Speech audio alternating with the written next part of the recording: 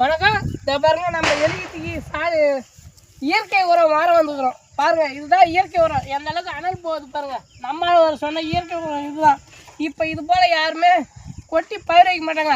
அவங்க வீட்டில் இந்த சாணி எருவு இருந்தாலும் இப்போ இதை யாரும் கொட்டி பயிர் வைக்க மாட்டேங்கிறாங்க. ஏன்னா டீசெண்டாக உரம் யூரியா வாங்கி வந்து விசிடுறாங்க, இதெல்லாம் விட்டுறாங்க. இது போல் இருக்கிறதெல்லாம் கொத்தி கொல்லியில் போட்டு பயிர் வச்சாதாங்க நல்லா பயிர் விளைச்சல் வரும்.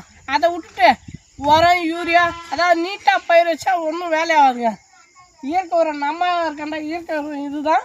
நம்ம எழுதி எரு வரணும் பாருங்கள். இந்த ஒரு 5-6 துண்டுக்கு தான் கொண்டு வந்து போகிறோம். நம்ம இருக்காங்க பாருங்கள். இயற்கை உரம் பாருங்கள். இயற்கை விவசாயம் செய்யலாம். இது போல் உரங்களை கழனியில் கொட்டுங்க. கழனி மலடா ஆகாத காப்பாற்றலாங்க.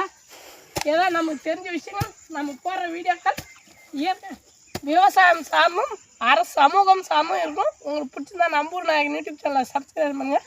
எனக்கு கொஞ்சம் ஆதரவு கொடுத்தா நன்றி.